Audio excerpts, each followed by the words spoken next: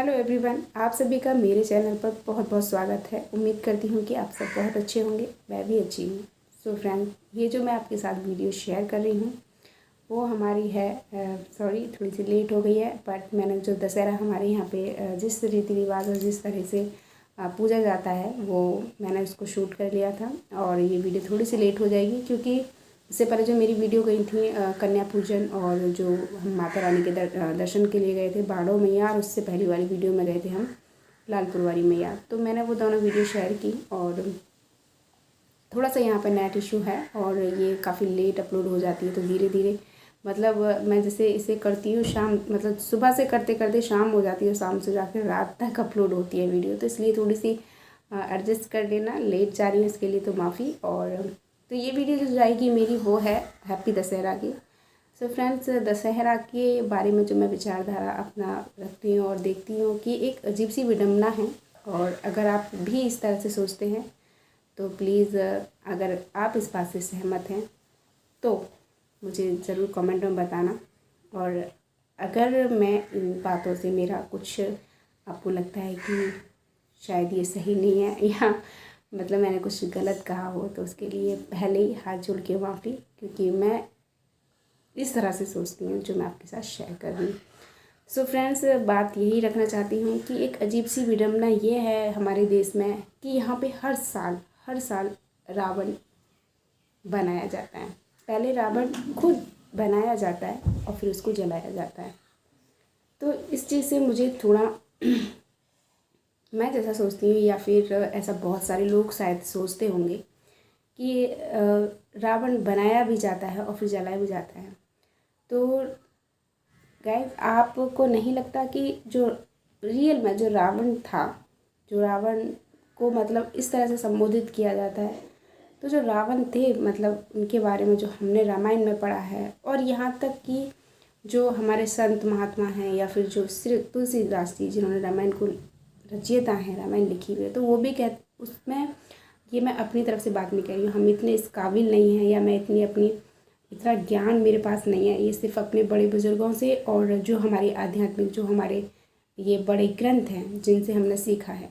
तो जो रावण जो असली में था तो वो शिव का सबसे बड़े इतने बड़े विद्वान थे। जो रावण था ना, बहुत बड़ा विद्वान भी थे और इसके अलावा इतना ज्ञानवान और शिव के इतने परम भक्त थे। वो शिव के बहुत ज़्यादा बड़े भक्त थे।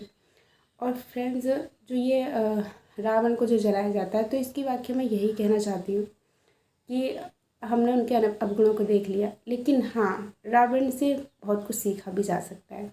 और आज के कलयुग टाइम में जैसे कि आप देख रहे हैं, यहाँ पे तो ना जाने कितने रावण ऐसे घूम रहे हैं।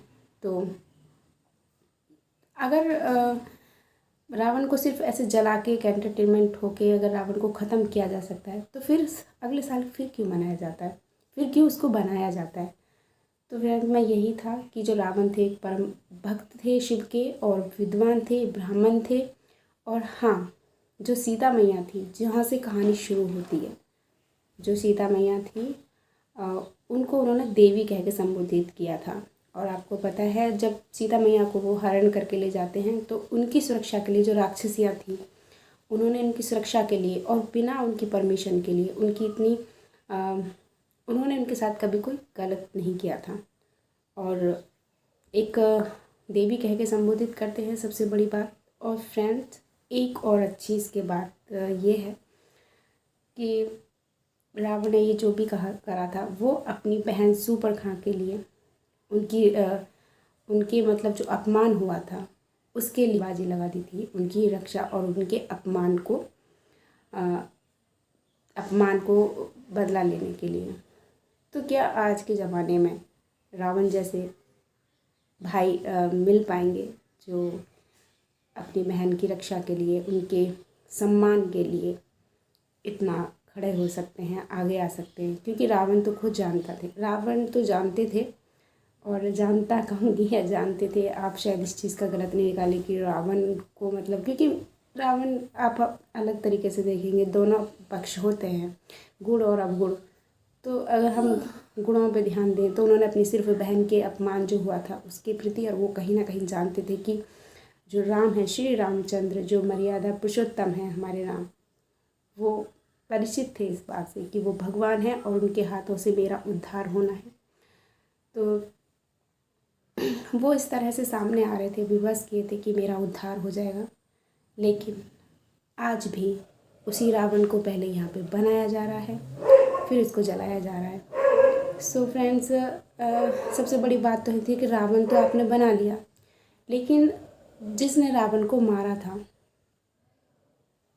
क्या तुमने आप ये देखा है कि क्या तुम इस काबिल हो गए हो कि अगर तुमने एक रावण को बना के और तुम उसको जब मारना चाहते हो तो क्या तुमने अपनी तरफ कभी झांक के देखा है कि क्या, क्योंकि राम जो थे वो तो मर्यादा पुरुषोत्तम भगवान थे, तो तुम क्या इस काबिल हो? क्या तुम भगवान हो?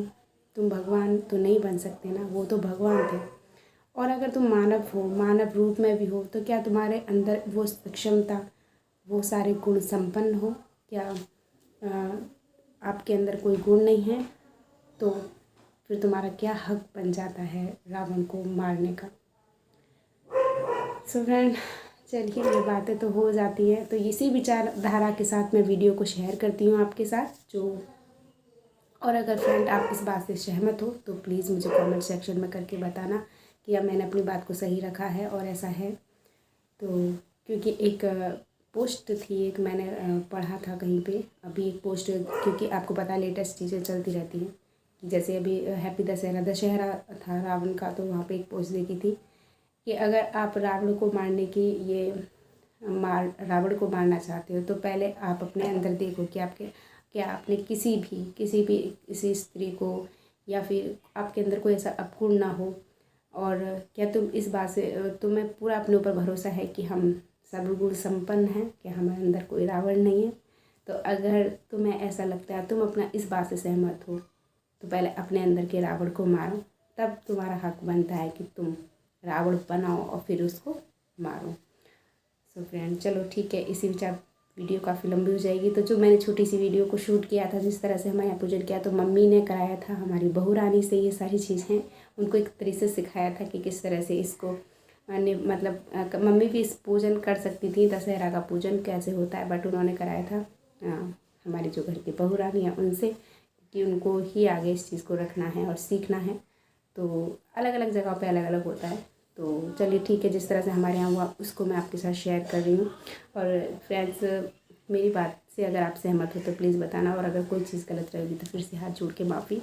और चलिए, तो वीडियो को एंजॉय कर लीजिए, और इसी के साथ कहती हूँ आप सभी को हैप्पी दशहरा। वीडियो लेट जा रही है, इसके लिए माफ़ी। सो ठीक है, बाय बाय। और फ्रेंड्स, यहाँ पे मैं बना रही थी वीडियो में, शिवांश को बहुत ज़्यादा डांट रही थी कि जाओ बेटा, मैं कुछ बात कर रही हूँ फ्रेंड से और वीडियो बना रही हूँ। तो कह रहा, अरे मम्मी आप वीडियो बना लो, मैं तो बस लेट रहा हूँ आपके पास। तो फिर मैंने उसको चुप चुप करके रखा था कि चुप रहना, आप बोलना मत, पीछे से आपकी आवाज़ आएगी। तो कह रहा नहीं बोलूँगा मम्मी। और जब तक मैंने आपसे बात की थी गाइस, तो आप शिवांश को देख लीजिए।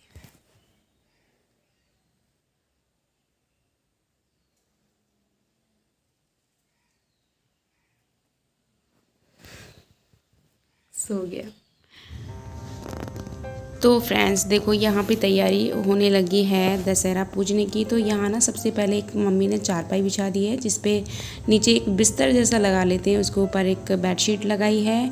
और इसके बाद आप देखेंगे कि मम्मी यहाँ पे मतलब बेडशीट को लगाने के बाद यहाँ ना कुल्हैया, ऐसे कहते हैं उनको, जो कुल्हैया होती है ना मिट्टी से बनी हुई, तो देखो ये कुल्हैया है।